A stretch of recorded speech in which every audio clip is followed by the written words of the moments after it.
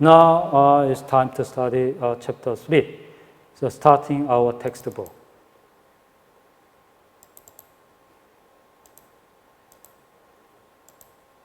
Okay, chapter 3, labor productivity and comparative advantage. The Ricardian model. As I said before, the reason why trade happened because of differences in labor productivity, right? That is Ricardian model, simply talking. Ricardian models, the reason for trade between two countries is differences in labor productivity because of that differences in comparative advantage in two good production. Okay? So, structure, opportunity cost and comparative advantage. I already explained. Home country's production possibility frontier is, now I'd like to use this one. Originally, in Otaki level, this one. That is production possibility frontier, right? And I said comparative advantage is relatively low opportunity cost of Q1 in terms of Q2, right? In other words, low MRT compared to partner countries. MRT, right? So lower opportunity cost or smaller MRT implying comparative advantage. Okay? One factor economy, the Ricardian model. Basically, that kind of thing explained in section 2. Chapter 3, production possibility frontier in Ricardian model. I already explained. This is a production possibility frontier in Ricardian model. This one is derived from free employment of labor condition, L1 plus L2 is L bar. When production function Q1 is equal to 1 over AL1 multiplied by L1, Q2 is 1 over AL2, L2. Right? And from this production possibility frontier, we can calculate PPL, MRT. Right? MRT was AL1 over AL2. Slope of PPL is AL1 over AL2. And how world relative demand and supply determine the relative price after trade. So easiest version of value maximization solution and relative demand something. I'd like to explain this one in next class. And gains from trade. Simply talking, what is gains from trade? In Otaki trade, right? Production and consumption happen. Equilibrium point should be here. And utility level was UA.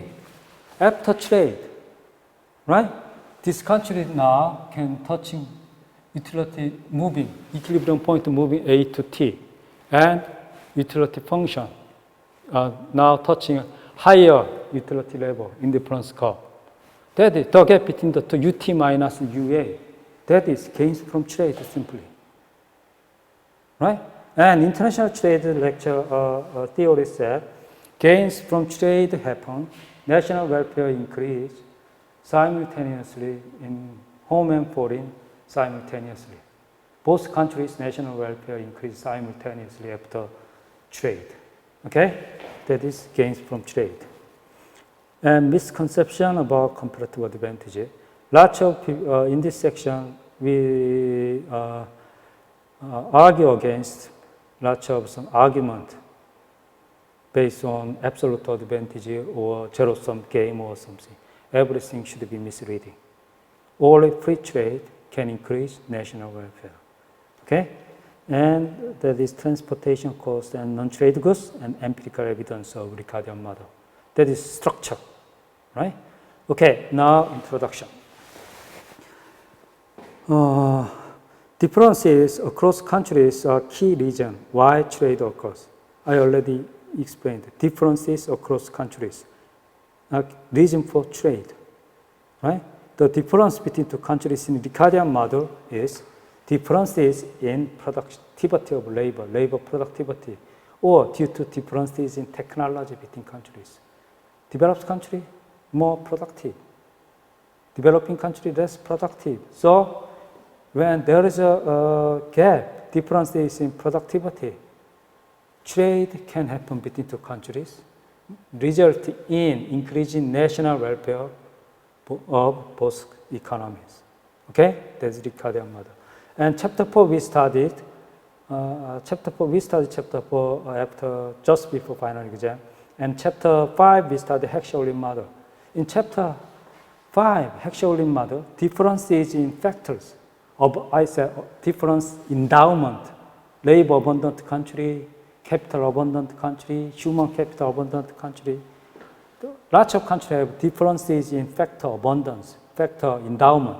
Because of that, the cost, comparative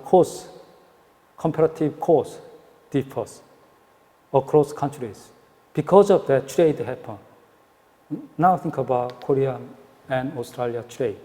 Labor abundant Australia, export labor, land abundant Australia, export land intensive food and food production, for example, or minerals, right? Whereas Korea export comparative advantage in labor intensive sector such as manufacturing. Okay, that is Heck-Sholin model. Anyway, in this chapter, we focus on the Ricardian model. Trade also arises due to economies of scale. So anyway, we said Ricardian model plus Heck-Sholin model is standardized trade model, neo-classical model. This neo-classical trade model is based on competitive market, perfectly competitive market structure. Okay? That is standard trade model or neo-classical model of international trade. So you study microeconomics, you study perfect competitive market structure. Then you go imperfect market structure, monopoly or oligopoly or monopolistic competitive market structure, right? Similarly, international trade can explain based on not some imperfect competitive market structure. Okay? So that is this one. Because of economies of scale, two countries are different and trade can happen. So we said this is a modern theory of international trade.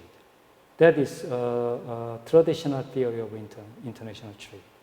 So microeconomics have two parts based on perfectly competitive market structure.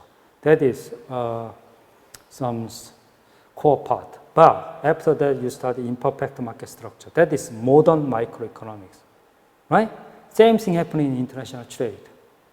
Heck-Sholin model and Ricardian model based on perfectly competitive market structure. Then we go modern international trade theory based on imperfect market structure, right? But in my lecture, I just focus on this standard trade model during my lecture, right? So some chapters treating this one is covered very briefly. Section 1, the concepts of comparative advantage. The opportunity cost of producing something measures the cost of not being able to produce the other with the resources, with the factors, labor and capital used, right? Comparative advantage will be determined by comparing opportunity costs across countries. Now we just focus on comparative Ricardian model, right? One factor model. So I'd like to erase too good to factor model, right? In international trade lecture, for simplest purpose, we assume the world consists of two countries, home and foreign, right? So I'd like to erase this one too. Make the matter very simple, right? So we know that production possibility frontier in home is like this, right? And foreign countries also same. Think about this, two good, one factor model, right? Foreign countries, Q1 star is 1 over AL1 star. Star means foreign, L1 star. Q2 star is 1 over AL2 star, L2 star. And consume two goods, C1 star, C2 star. And price of two goods is P1 star, P2 star. Okay? And foreign consumers solve utility maximization problem again. Same to a home household, right? Maximizing utility subject to budget. Notation is same, added by this star, right? Then graphically like this. Foreign countries, production possibility frontier shaped like this, for example. Home country's production possibility frontier is like this, but Q1 star, Q2 star, right?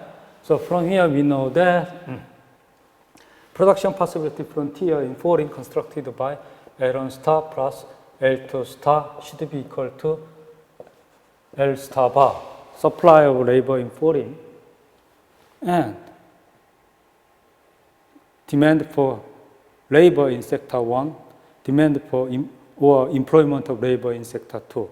So that is total labor demand should be equal to labor supply, full employment condition of labor. From here we can construct production possibility frontier.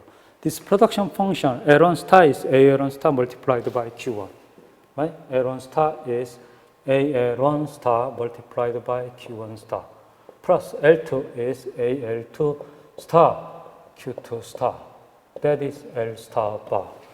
Then Q2 star is equal to L star bar over AL2 star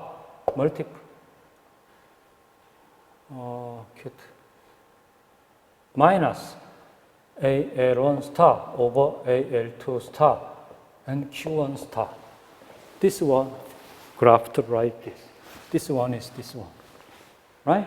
So slope of production possibility frontier in foreign, that is MRT star. That should be equal to absolute value of this one. In other words, AL1 star over AL2 star, right? And compare this and production possibility frontier in home and foreign. We know that this one greater than MRT in home. That is AL1 over AL2, right? And I already explained that this is opportunity cost of Q1 in terms of Q2 in foreign.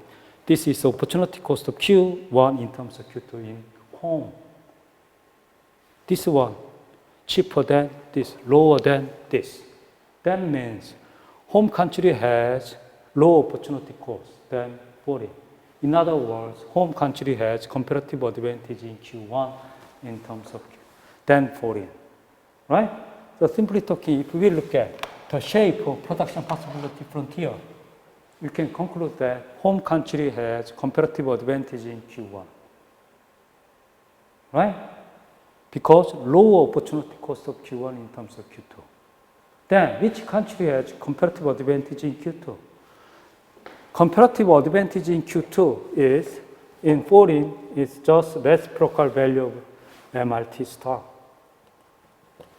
right? That is opportunity cost of Q2 in terms of Q1 in foreign. That is opportunity cost of Q1. Opportunity cost of Q2 is reciprocal value of opportunity cost of Q1.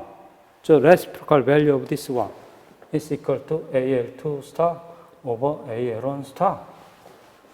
Okay? Simply, for example, that is 2. What's the meaning of this? If home country produce one more Q1, production of Q2 decreased by 2 units. In other words, 1 Q1 is equivalent to 2 Q2, right? Then 1 Q2 is equivalent to half Q1, isn't it? Right? So reciprocal value. Similarly, in home, that was half, for example. Opportunity cost of Q1 in terms of Q2 in home is half.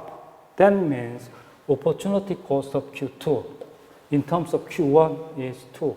That is AL2 over AL1 and 1 over MRT. If this one is greater than this, then reciprocal value, opportunity cost of Q2 in terms of Q1 is this one, right? We know this. That is half. That is 2. That is 2. Then Q2 is half. MRT, or opportunity cost of Q1 is half. Then opportunity cost is 2. Reciprocal value of this. So 2 half. If foreign country produce one more Q2, half unit of Q1 sacrificed. In home, if home country produce one more same Q2, then 2 units of same Q1 should be sacrificed. So from here we know that foreign country has lower opportunity cost than home, right?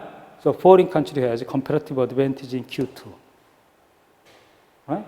So this one said home country has low opportunity cost of Q1 than foreign. So this home country has comparative advantage in Q1 because low opportunity cost. Then this directly implies that foreign country has low opportunity cost of Q2. In other words, comparative advantage in Q2. Okay? So if we look at this one, then we know that MRT lower here than foreign. So comparative advantage in Q1 in terms of Q2 in home. Then automatically foreign country has low opportunity cost of Q2 in terms of Q1, or comparative advantage in Q2 in terms of Q1. Okay? So multiple choice question in public servant exam or something. Production possibility frontier in foreign is like this, home is like this. Then which country has comparative advantage in Q1 and Q2? You automatically answer for this. Okay? Comparative advantage will be determined by comparing opportunity cost across two countries. We already studied this. A simple example with laws and computer explain the intuition behind the concept of opportunity cost and comparative advantage in the Ricardian model. So this is slightly different from my explanation. That is easiest some temporal version of explaining comparative advantage. For example, suppose a limited numbers of workers could produce either roads or computers. There are two goods. X good is computers, Y good is roads. Second good is roads. Opportunity cost of producing computer is the amount of roads not produces. Right? That is equal to MRT. Opportunity cost of Q1 in terms of Q2. That is MRT. Right? Opportunity cost of producing roads is the amount of computers not produced. That is reciprocal value of MRT. Simply talking. Right? Suppose that the two countries, US home and foreign in Colombia. So United States can produce. So United States, right? If all the labor employed in computer production, then United States can produce 10 million rows, 10 million rows, 10 million rows, right? 10 million rows. 10 million rows is 1,000, right? If all the labor employment of labor, all the labor supply employed in computer production, computer production, United States, 10 million rows and 100,000. It's correct. 1,000 and 1, like this, right? 100,000. So 100,000, right? So production possibility frontier shaped like this in the United States, right? MRT. So you can calculate the MRT automatically. But if some amount of same amount of resources employed only in roads production in Colombia, they can produce same 10 million. So 100,000, right? Roads. But if same resources employed in computers, then what happens?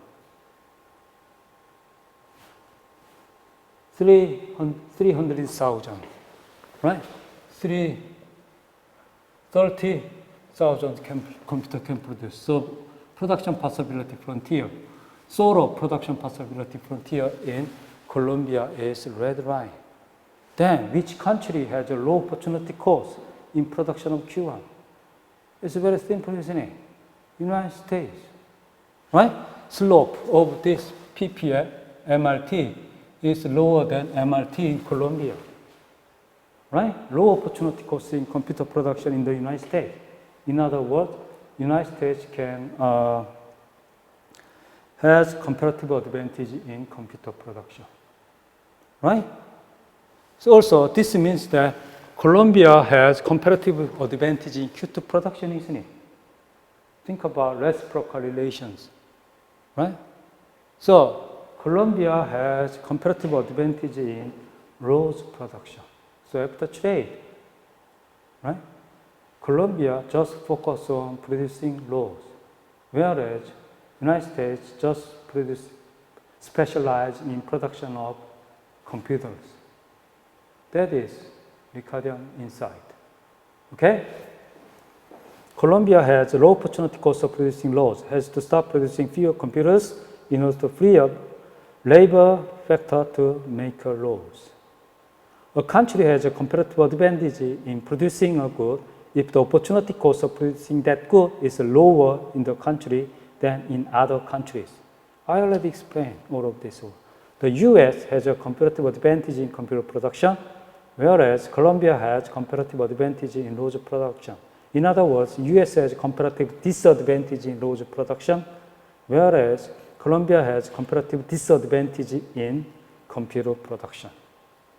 All the statements are same. One thing. The other side of one thing. Okay? Suppose initially the Colombia produced computers. In Otaki situation, Colombia only produced rose. Then what happened? Colombia just producing computers. Comparative disadvantage production only in Otaki situation. Then computer production is 30,000 and rose production should be equal to 0 in the Colombia, right? And United States in Otaki situation just focus on specializing production of rose.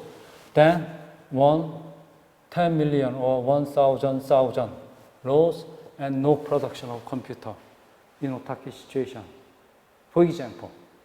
Then after trade, United States focus on specialize in comparative advantage sector, right? That means in Otaki situation that world production is 30,000 and 1,000. That is world production, right? But after trade, after free trade, what happened? Now, Colombia just focus on specialize in comparative advantage rose production, right? Then no production of computer and 10 million rose. And the United States, no production of rose because this country has comparative advantage in computer production. Then using same resources can produce 100,000 or 10 million, 100,000 computers, right?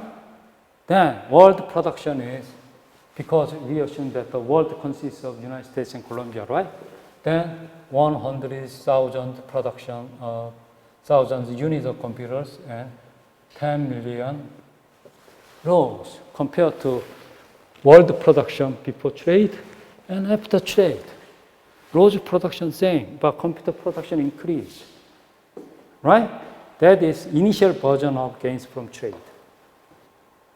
Initial version of gains from trade. After trade, world production increase and world consumption increase. Okay? Can both countries be made better? So, United States, million rows moving here to here, right? Rows production decreased by 10 million, right? 10 million. And computers production increased by 100,000, moving here to here. moving United States here to here, moving here to here, right? Then minus 10 million, plus 100,000 computers and minus 10 million rows, right? Colombia, minus 30,000 computers, plus 10 million rows. So in sum, that kind of thing happened. That is explained here. Million rows production same. Rows production same. But computer production increased 30,000 to 100,000. So plus 70,000. Okay? Okay, conceptual comparative advantage. When a country is specialized in production, in which they have a comparative advantage, so in other words, United States just specialize in computer production, while Colombia just specialize in production of laws, more goods and services can be produced and consumed. If the United States stop growing laws and blah, blah, blah, I already explained everything, okay? Next, one-factor economy, section 2. We formalize these ideas by constructing a one-factor Ricardian model using following assumptions. Number one assumption, labor is the only factor of production. So production function Q1, think about that slide, right? Q1 is only function of labor. Q2 is only function of labor too. So L1 plus L2 is L bar, full employment, the condition of labor, right? That is number one. Number two, labor productivity varies across countries due to differences in technology. But labor productivity in each country is constant. That is home. Production function is like this, right? So marginal product of labor in sector 1 is equal to average product of labor in sector 1 in this functional format is equal to 1 over AL1. That is labor productivity in sector 1 in home. Right? So MPL2 or APL2 is equal to 1 over AL2. That is labor productivity in home. Okay? Now, foreign countries' production function is Q1 star is 1 over AL1 star, L1 star, Q2 star is equal to 1 over AL2 star, L2 star. Right? From here, we can calculate the marginal product of labor in foreign is equal to 1 over AL1 star. MPL2 star is equal to 1 over AL2 star. Two countries have different labor productivity, right? 1 over AL1 star and 1 over AL1. 1 over AL2, 1 over AL2 star, right? But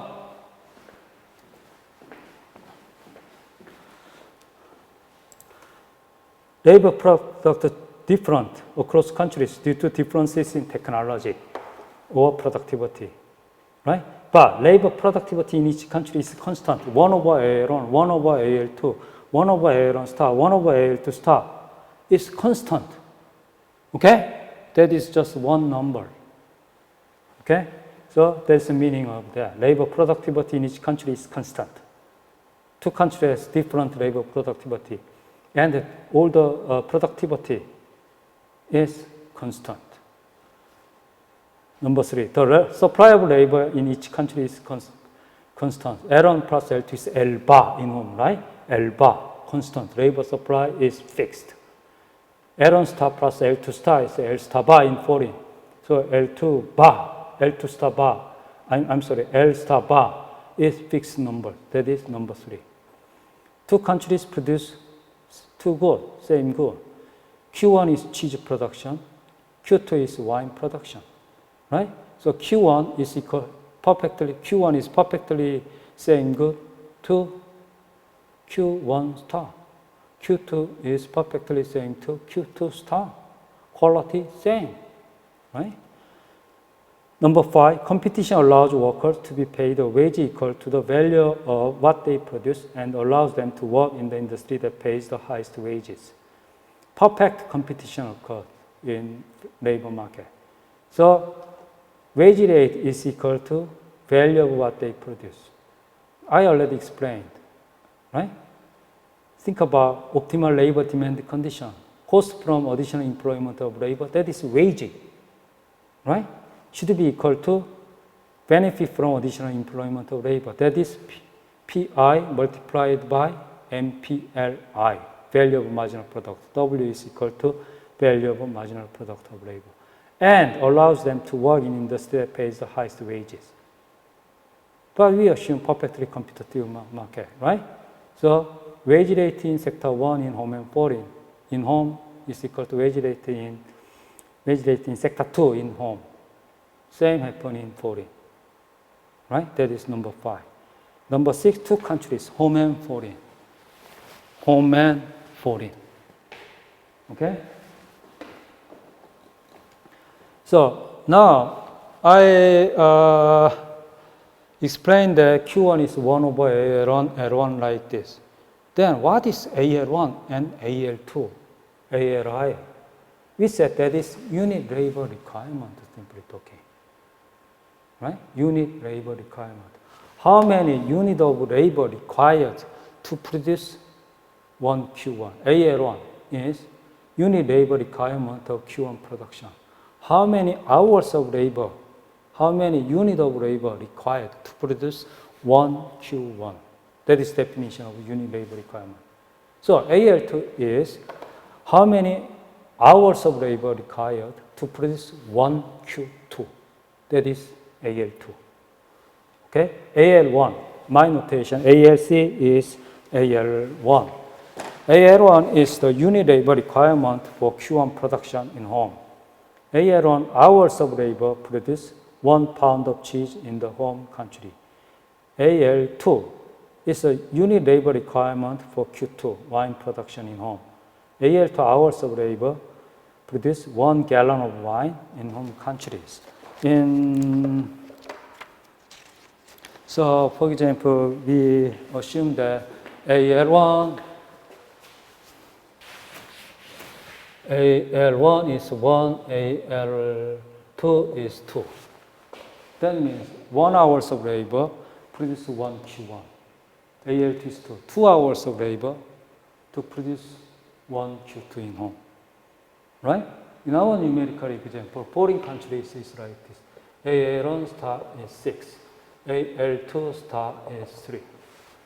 Right? 6 hours required to produce 1 Q1.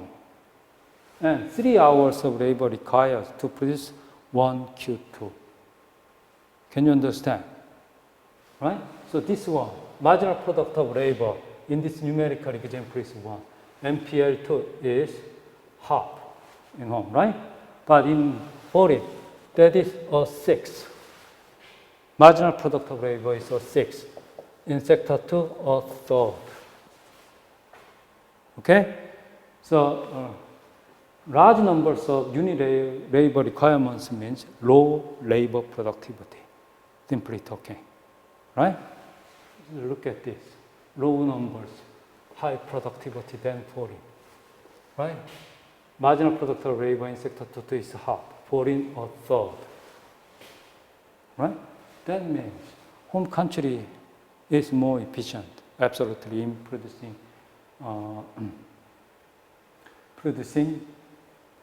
So MPL2 greater than MPL2 star, MPL1 greater than MPL1 star, isn't it? Right? So more productive. That is absolute advantage story.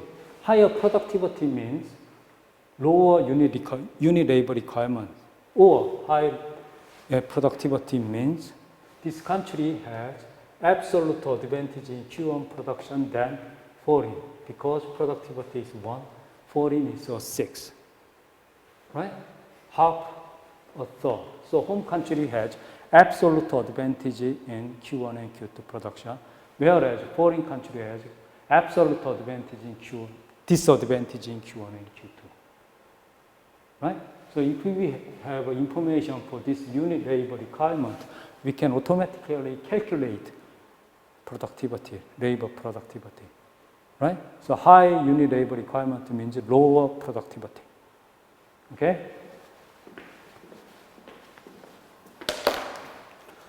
So high unit labor requirement means low labor productivity. Labor productivity is how much output 1 hours of labor created.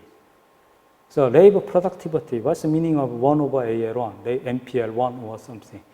Means same 1 hours of labor produce how many units of Q1 and Q2, right? That is labor productivity. So labor supply, L indicates, so in my notation, L is L bar. In foreign, L star bar.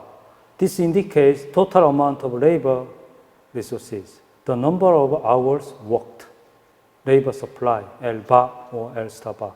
AL1, in my notation, ALC is AL1. AL1 indicates the amount of labor required for each 1 unit of Q1 production. So I said AL1 is a constant number.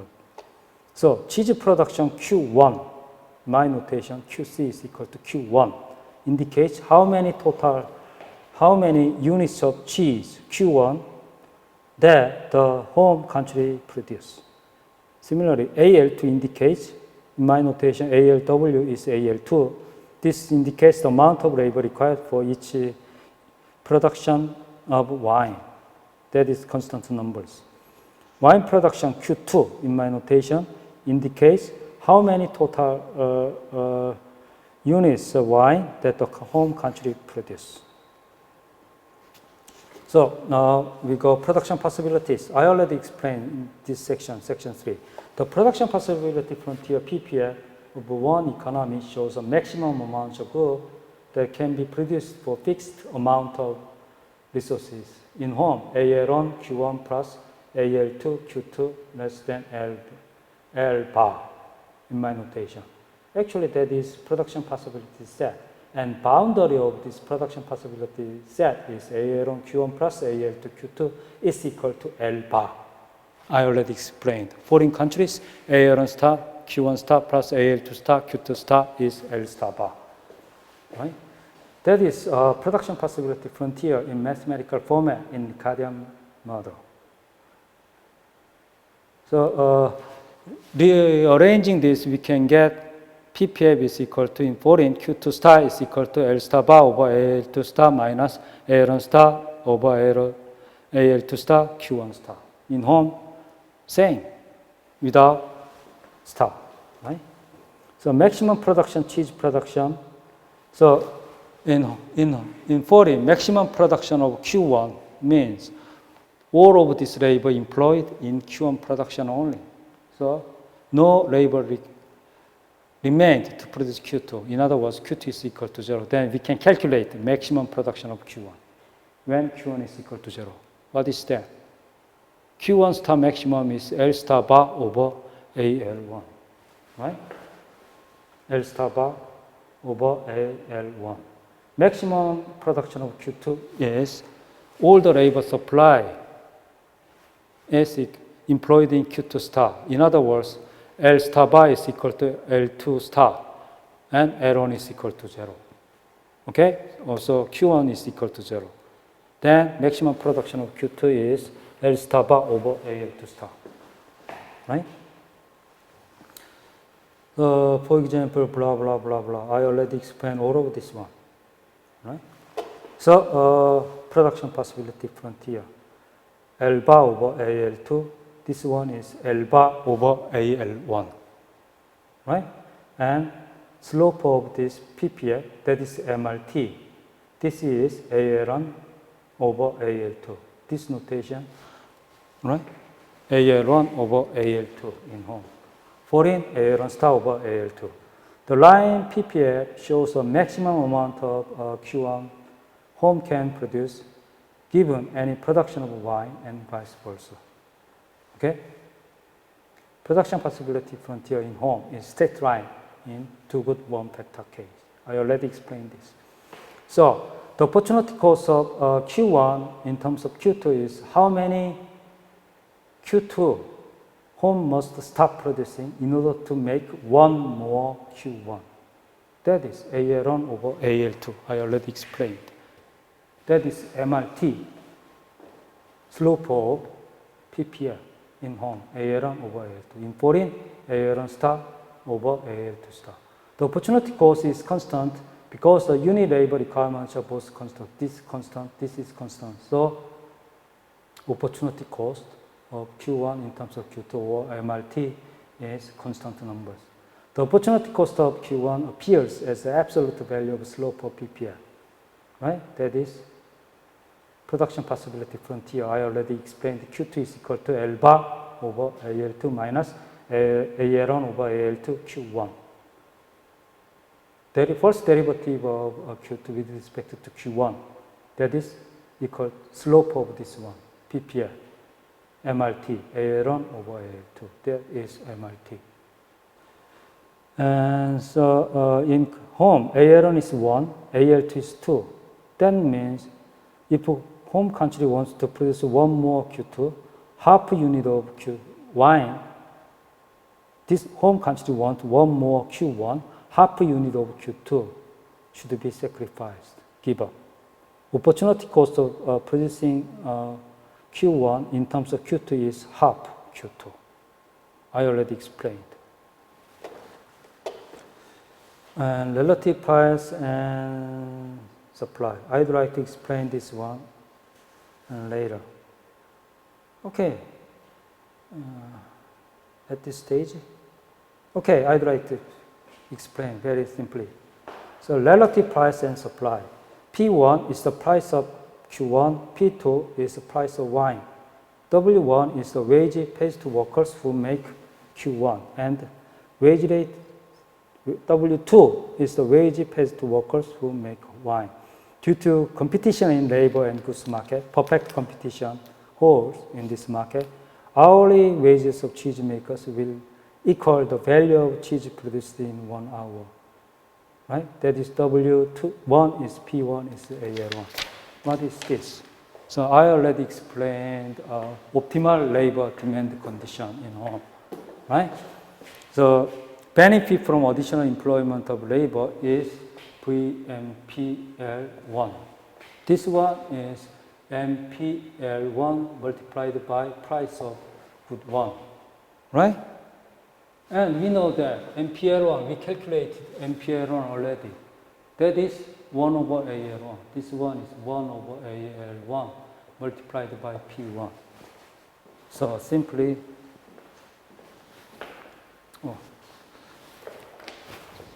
this one is equal to P1 over AL1.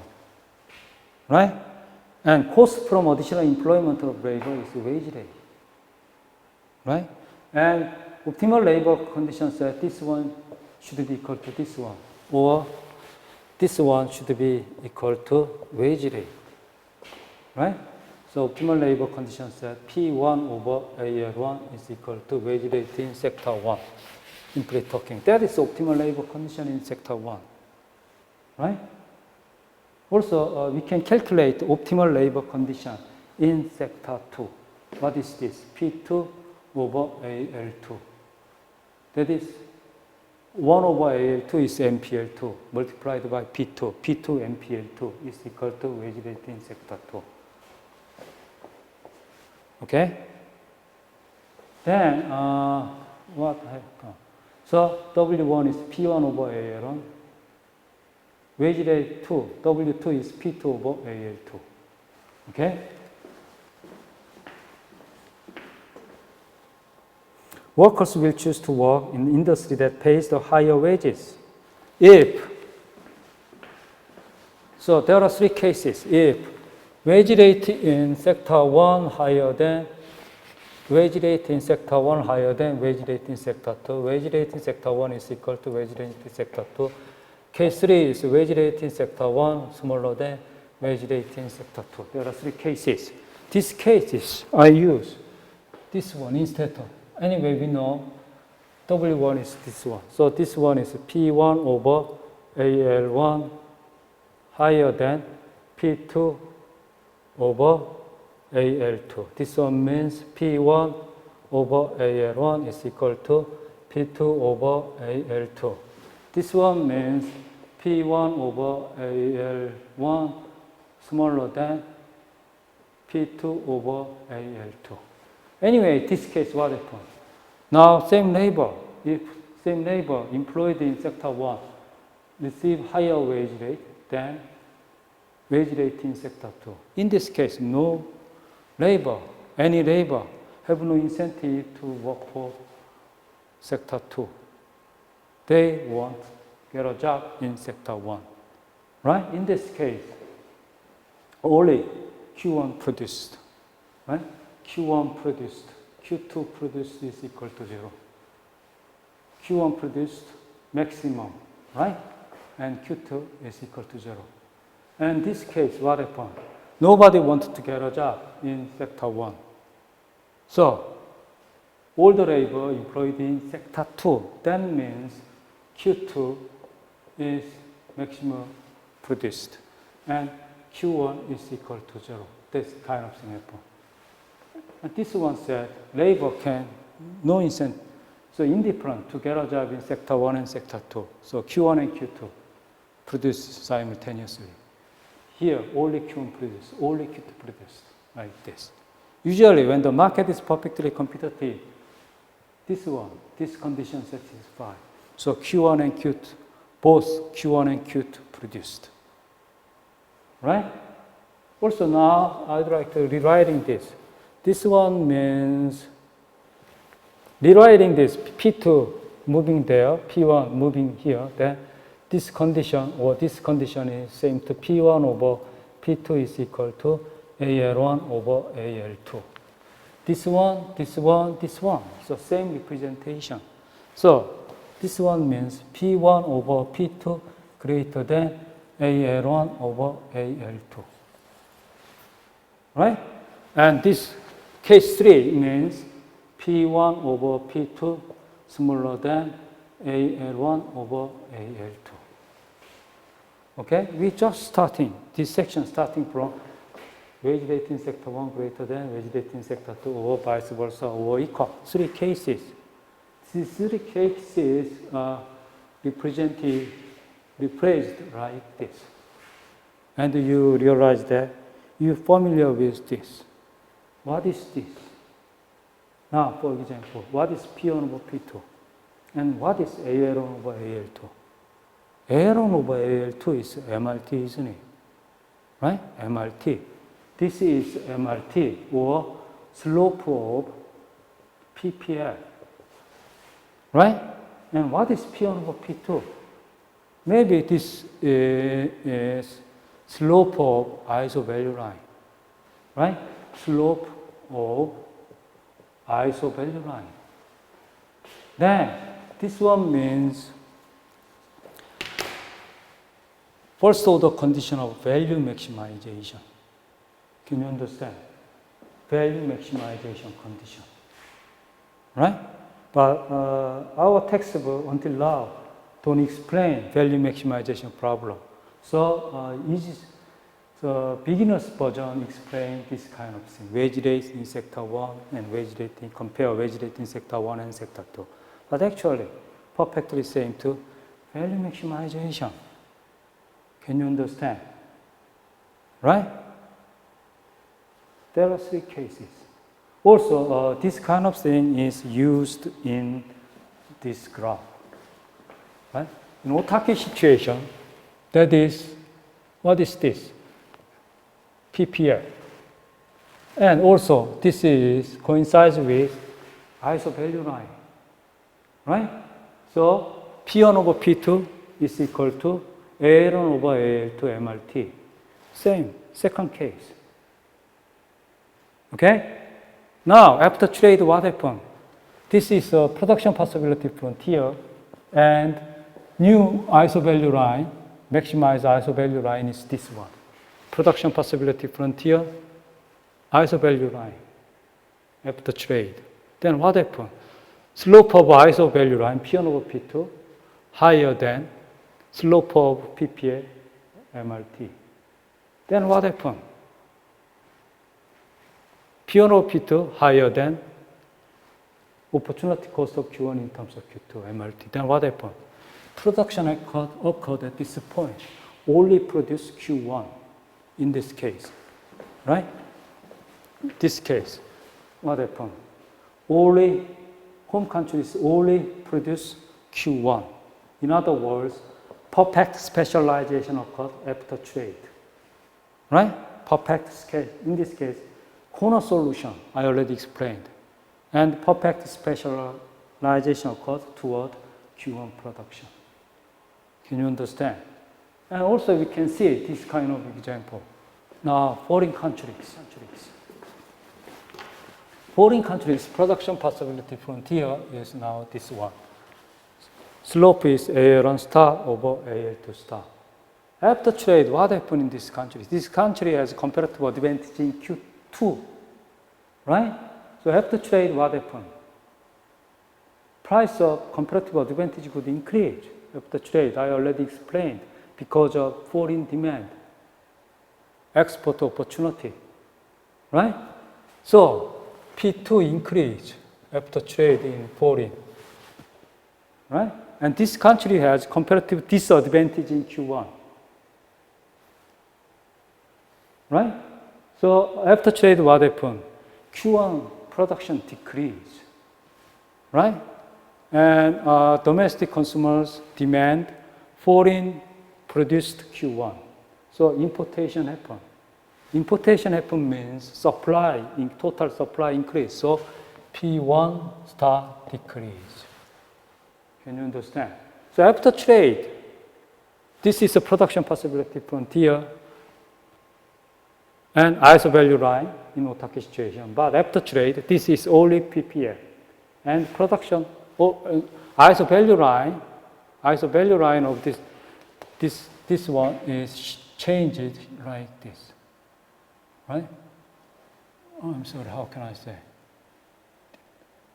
P2 increase, P1 decrease, P2 increase, so change it like this. That is ISO value line, maximize ISO value line in foreign. Right? ISO value line is like this. That is production possibility frontier. Then only Q2 produces after trade in foreign. That kind of thing happen. That is third case happen in foreign after trade. Can you understand? That is explained here. So actually this one is related with value maximization, right? This one is explained like this. So blah, blah, blah. Okay?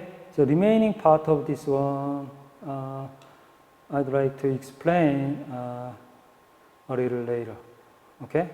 After explanation of Ricardian model. So, okay, now we got this slide.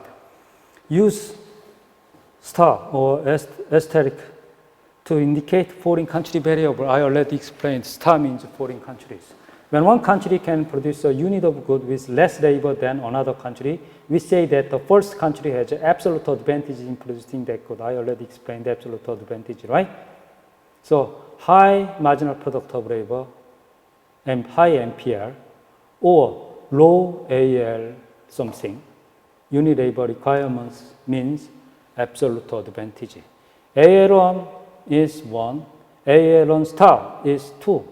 So this one is greater than this. AL1 star, foreign countries, AL1 star is 2 in my numerical example reasoning. We already calculate. That means marginal product of labor in sector 1 in home higher than marginal product of labor in sector 1 in foreign. MPL1 higher than MPL2 because AL1, ALI, and MPLI has a reciprocal relations with each other, right? Home labor is more efficient than foreign in producing Q1. Does that guarantee home should export cheese? No. Right? I said absolute advantage doesn't explain trade between countries. Important thing is comparative advantage. Okay? I already explained. Comparative advantage, not absolute advantage, determines patterns of trade. Suppose that the home country has a comparative advantage of Q1 production. What is this? That is MRT, AL1 over AL2 in home, right? So Suppose that home country has a comparative advantage in Q1 production. Its opportunity of producing Q1 is lower than in the foreign countries. That means AL1 over AL2 is smaller than AL1 star over AL2 star. Okay? Then home country has comparative advantage in Q1. When the home country increases Q1 production, it reduces wine production less than foreign country would. So blah, blah, blah. I already explained the comparative advantage. Right? Foreign production possibility frontier. Now, this one. That is from here. This means all the labor supply of, employed in Q2 sector. So L1 is equal to 0, L2 is L star bar. So Q1 is equal to 0. Then maximum production of Q2 is L star bar over AL2 star. Maximum production of Q1 is L star bar over L1 star. Right? Because foreign relative unit labor requirement, blah, blah, blah. I already explained. Next slide. Before any trade occurs, the relative price of Q1 to Q2 reflects the opportunity cost of Q1 in terms of Q2 in each country. In the absence of any trade, in other words, in the autarky situation, the relative price of cheese to wine, P1 over P2, will be higher in foreign than in home. If foreign has a high opportunity cost of Q1 production, right? So now think about in autarky situation, production possibility frontier in home, in foreign, right? Low MRT, higher MRT in foreign, right?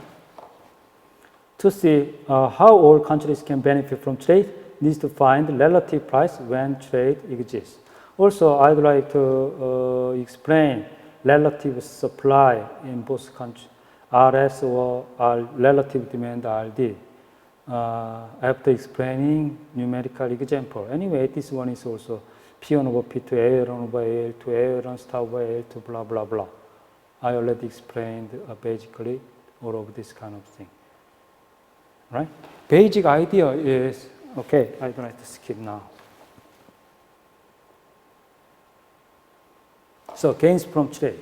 Gains from trade come from specialized in the type of production which uses resources, labors, most efficiently, and using the income generated from the production to purchase the goods and services that countries desire. Using resources more efficiently means producing a good in which a country has comparative advantage. Domestic workers earn higher income from cheese Q1 production because the relative price of Q1 increase with trade. I already explained. After trade, price of comparative advantage good. In other words, P1 increase in home, P2 decrease in home. Right? So P1 over P2 increase like this. Slope of budget constraint, slope of isovalent line, increase in home. And the opposite thing happen in foreign.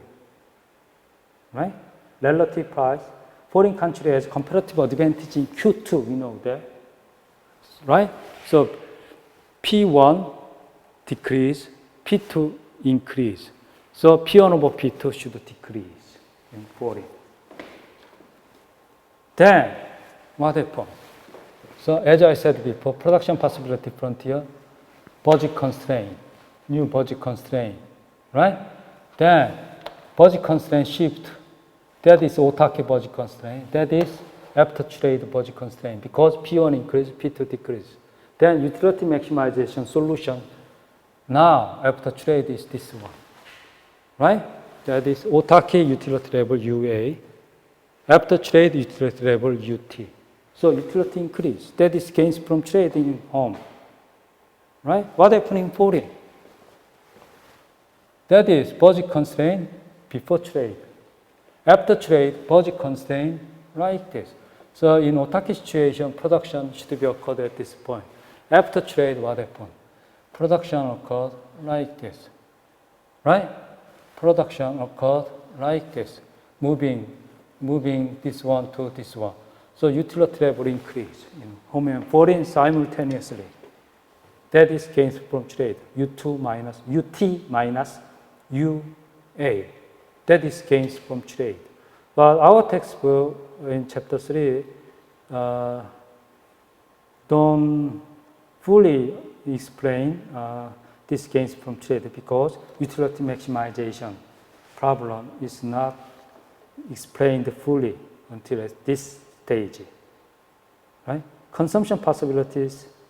What is consumption possibilities? That is budget constraint. Expands after trade from here to here. Before trade, consumers choose consumption bundle with given income. Its maximum is this one, now this one. So consumption possibilities increase to the right and touch, reaching a higher level of utility after trade. Okay? Same thing happens. Budget consumption possibility is this one, budget constraint, but after trade, rotate to the right in 4 in 2.